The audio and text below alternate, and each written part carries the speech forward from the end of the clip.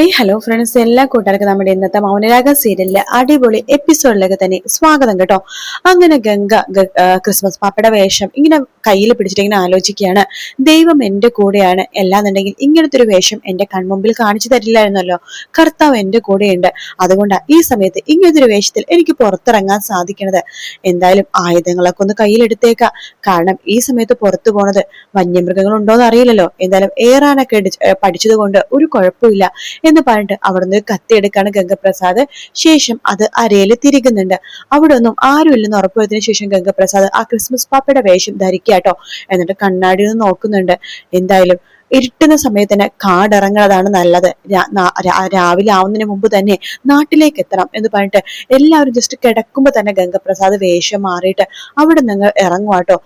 വേഷം മാറിച്ചാല് ആ ഡ്രസ്സ് അത് ക്രിസ്മസ് പാപ്പയുടെ വേഷം അങ്ങനെ മടക്കിയെടുക്കാണ്. ശേഷം അതേ ആ മൂപ്പന്റെ അതേപോലത്തെ വേഷത്തിൽ തന്നെയാണ് അവിടെ നിന്ന് ഇറങ്ങുന്നത്. ഇറങ്ങിയതിനു ശേഷം കാട്ടിലേക്ക് ഇങ്ങനെ പോകുമ്പോഴേക്കും ഗംഗപ്രസാദ് മനസ്സിൽ വിചാരിക്കുന്നുണ്ട്, ഈ സമയത്ത് കാട്ടുമൃഗങ്ങളൊക്കെ ഇറങ്ങുന്ന സമയമാണെന്ന് അറിയില്ല. എന്റെ ജീവിതത്തിനും മരണത്തിനും ഇടക്കാണ് ഞാൻ സഞ്ചരിച്ചുകൊണ്ടിരിക്കുന്നത്. ചിലപ്പോൾ കാട്ടുമൃഗങ്ങൾ എന്നെ ഭക്ഷിക്കുമായിരിക്കും, എങ്കിലും എനിക്ക് കുഴപ്പമില്ല. അഥവാ ഞാൻ ജീവനോട് ഉണ്ടെന്നുണ്ടെങ്കിൽ തീർച്ചയായിട്ടും നാട്ടിലെ ചില മൃഗങ്ങളെ ഞാൻ കൊലക്ക് കൊടുത്തിരിക്കും. കാട്ടിലെ മൃഗങ്ങൾ തിന്നാലും കുഴപ്പമില്ല എന്ന് പറഞ്ഞിട്ട് ഗംഗപ്രസാദ് ഇങ്ങനെ നടപ്പ് തുടങ്ങാണ്. അങ്ങനെ കാട്ടിലെ മൃഗങ്ങളും കാര്യങ്ങളും നില ഒച്ചയും ഇതൊക്കെ കേൾക്കുന്നുണ്ടെങ്കിലും പേടിച്ച് നടക്കുന്നുണ്ടെങ്കിലും ഗംഗപ്രസാദ് അവസാനം കടവെത്തുന്നുണ്ട്. അവിടെ തോണി എടുത്തിട്ട് ഗംഗപ്രസാദ് താനെ തുഴഞ്ഞ് അപ്പുറത്തെ കരയിലേക്ക് എത്തുക കേട്ടോ. കരയിലേക്ക് എത്തിയതിനു ശേഷം വേഗം തന്നെ അവിടെ വെള്ളം അവിടെ കെട്ടിയതിനു ശേഷം വേഗം തന്നെ റോട്ടിലേക്ക് ഇറങ്ങാണ്. അങ്ങോട്ടും ഇങ്ങോട്ടൊക്കെ നോക്കുന്നുണ്ട്. അവിടെ ഒന്നും തന്നെ ആരെയും കാണുന്നില്ല. വേഗം നടന്നു പോകുമ്പോ ഒരു പയ്യൻ ബൈക്കിന് ഇങ്ങനെ വരുവാട്ടോ. ചേട്ടാ ഒന്ന് നിർത്ത് എന്ന് ഗംഗപ്രസാദ് പറയാണ്. എന്താ? അതെ, ഇവിടെ പള്ളി എവിടെയാ? പള്ളിയോ? ഏത് പള്ളി എന്ന് ചോദിക്കുമ്പോ ഗംഗപ്രസാദ് ആ ചെക്കനെ മൂക്കിനിട്ട് ഒരു ഒറ്റ അടി വെച്ച് കൊടുക്കാണ്. ആ ചേട്ടൻ അപ്പത്തന്നെ അവിടേക്ക് ബോധം കെട്ട് വീഴുവാട്ടോ. ശേഷം ആ ബൈക്ക് എടുത്ത് ഗംഗപ്രസാദ് ഇങ്ങനെ യാത്ര തുടരുകയാണ്. ആ സമയത്താണ് ഗംഗ നോക്കുമ്പോ അവിടേക്ക് ഒരു കരോളുകാരി ഇങ്ങനെ നടന്നിങ്ങനെ പോകുവാട്ടോ. ഇത് തന്നെ പറ്റിയ സമയം, കരോളുകാരി ഇവരുടെ കൂടെ പോകുകയാണെങ്കിൽ കാര്യം നടക്കും എന്ന് പറഞ്ഞിട്ട് ഗംഗപ്രസാദ് ബൈക്ക് ഒരു മൂലയ്ക്ക് വെച്ചതിന് ശേഷം വേഗം തന്നെ ആ കവറിൽ നിന്ന് ക്രിസ്മസ് പാപ്പയുടെ വേഷം ഇട്ടിട്ട് അതെടുത്ത് ധരിക്കുവാട്ടോ. ശേഷം അവരുടെ ആ കരോളുകാരുടെ കൂടെ അങ്ങോട്ട് കേറുകയാണ്. അപ്പൊ ഒരാള് അതിലെ ക്രിസ്മസ് മെയിൻ ആയിട്ടുള്ള സാന്താക്ലോസ് ഉണ്ട്. അയാള് മുഖം മൂടി മാറ്റിങ്ങനെ ചോദിക്കണ്ടേ, നിങ്ങൾ ആരാ, എവിടെന്നാ വരുന്നത് ചോദിക്കുമ്പോ, ചേട്ടാ ഞാൻ ഇവിടെ തൊട്ടടുത്തുള്ള പള്ളി എന്നുള്ളതാണ്. ഞാൻ ഇവിടെ കരോള് എനിക്ക് ഒരു ഭയങ്കര ഇഷ്ടമാണ്, അപ്പൊ അതുകൊണ്ടിട്ടാണ് അത് പറയാണ്. ഞാൻ കുറച്ചു നിങ്ങളുടെ കരോള് വരട്ടെ, അതിനെന്താ, നിങ്ങൾ വന്നോ എന്ന് അവർ പറയാണ്. ശേഷം ഗംഗപ്രസാദം അവരുടെ കൂടെ ഡാൻസ് കളിക്കുന്നുണ്ട്. ഗംഗ മനസ്സിൽ വിചാരിക്കണേ, ഇവിടെ എവിടെയോ തന്നെയാണല്ലോ അവളുമാരുടെ വീട്. എന്തായാലും തൊട്ടടുത്ത് തന്നെയാണ്. അവളുമാരുടെ വീടെത്തുമ്പോ ഈ വേഷത്തിൽ തന്നെ അകത്തേക്ക് കയറി രണ്ടിനും തീർക്കണം എന്ന് പറഞ്ഞിട്ട് ഗംഗപ്രസാദ് ഇങ്ങനെ ആടി അവരുടെ ഒരു ഡാൻസ് കളിച്ച് പോകുന്നുണ്ട്. ആ സമയത്ത് കരോളുകാരെ നേരെ എത്തുന്നത് കാർത്തികയുടെ വീട്ടിലേക്ക് ആ സ്ഥലത്തേക്കാട്ടോ. അതേസമയം കിരണാണെങ്കിൽ ക്രിസ്മസ് സ്റ്റാർ തൂക്കുകയാണ്. കല്യാണി പറയുന്നുണ്ട്, സ്റ്റാർ കുറച്ചുകൂടി നേരത്തെ തൂക്കണമായിരുന്നല്ലോ. ഞാൻ മനഃപൂർവ്വം തൂക്കാത്തതാണ് കല്യാണി, കാരണം ഈ വീട്ടിലൊരു സ്റ്റാർ ഉണ്ടല്ലോ നീ, അതുകൊണ്ട് ഈ സ്റ്റാർ ഇപ്പൊ തൂക്കണ്ടെന്ന് വിചാരിച്ചു. അപ്പോഴേക്കും കിരൺ പറയുന്നുണ്ട്, അതേ കല്യാണി, നമ്മുടെ കല്യാണം കഴിഞ്ഞിട്ട് 5 വർഷമാവാൻ പോകുക. നമ്മുടെ കല്ലുമോന് 3 വയസ്സാകാൻ പോകുന്നു. ഇങ്ങനെ പോയാൽ മതിയോ? കല്ലുമോനൊരു കൂട്ടൊക്കെ വേണ്ടേ?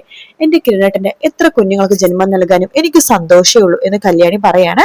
കിരൺ പറയുന്നുണ്ട്, ഒരുപാട് കുഞ്ഞുങ്ങളൊന്നും വേണ്ട, പക്ഷെ ഒരാൾ കൂടി വേണം, നമുക്കിടയിൽ ഒരാൾ കൂടി വന്നേ പറ്റൂ. അതൊരു പെൺകുഞ്ഞാണെങ്കിൽ അത്രയും സന്തോഷം എന്ന് പറയാണ്. അതിനുശേഷം കല്യാണി പറയുന്നുണ്ട്, ഞാൻ മനഃപൂർവ്വം കിരണേട്ടനടുത്ത് സ്റ്റാർ തൂക്കണമെന്ന് പറയാത്തതാണ്. കാരണം എന്ന് വെച്ച് കഴിഞ്ഞാൽ അമ്മ മരിച്ചിട്ട് അധികം ആയിട്ടില്ലല്ലോ എന്ന് പറയുമ്പോഴേക്കും കിരൺ പറയുന്നുണ്ട്, അമ്മ മരിച്ച വിഷമത്തിൽ നിന്ന് നിന്നെ കുറച്ചൊന്ന് പുറത്തേക്ക് കൊണ്ടുവരാൻ വേണ്ടിയിട്ടാണ് ഞാനിപ്പോ ക്രിസ്മസ് സ്റ്റാറൊക്കെ തൂക്കിയത്. എങ്ങനെയുണ്ട്, കൊള്ളാവോ? കൊള്ളാം, എന്ന് നമുക്കൊരു സെൽഫി എടുത്താലോ എന്ന് പറഞ്ഞിട്ട് രണ്ടുപേരും സെൽഫിയൊക്കെ എടുക്കുന്നുണ്ട്. കിരൺ പറയുന്നുണ്ട്, കഴിഞ്ഞ വർഷം നിനക്ക് ഓർമ്മയുണ്ട് കല്യാണി, അപ്പുറത്ത് സരയോ മനോഹറും കൂടി ഇവിടത്തെക്കാളും വലിയ ക്രിസ്മസ് സ്റ്റാർ വേണമെന്ന് പറഞ്ഞിട്ട് ഇവിടുന്ന് ഒരു വലിയ ക്രിസ്മസ് സ്റ്റാർ വാങ്ങിച്ചു. പല നിറങ്ങളുള്ള ഒരു സ്റ്റാർ ആയിരുന്നു. എന്നിട്ട് അത് അവിടെ കൊണ്ടേ വെച്ചിട്ട് ഭയങ്കര ഇതൊക്കെയായിരുന്നു, പ്രകടനമൊക്കെ ആയിരുന്നു.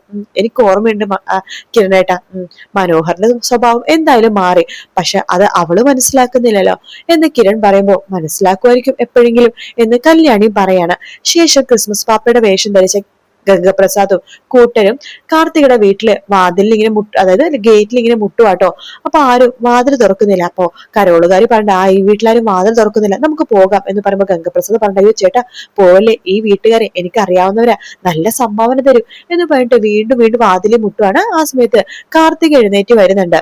വാതിൽ തുറക്കാൻ പോകുമ്പോഴേക്കും ലക്ഷ്മിയ പറഞ്ഞു, മോളെ വാതിൽ തുറക്കല്ലേ. എന്താ അമ്മേ?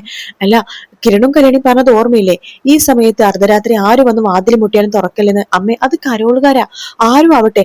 ദേ നോക്ക്, ഗംഗപ്രസാദ് മരിച്ചു എന്ന് നമ്മൾ വിശ്വസിച്ചിട്ട് പോലുമില്ല.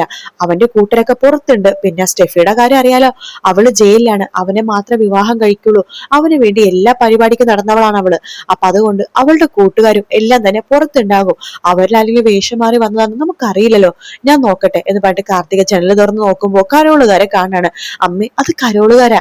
എന്തെങ്കിലും ആവട്ടെ, നീ ഇപ്പൊ വാതിൽ തുറക്കണ്ട. അവർക്കുള്ള സംഭാവന നമുക്ക് നാളെ പള്ളിയിൽ പോയി കൊടുക്കാം എന്ന് പറയാണ്.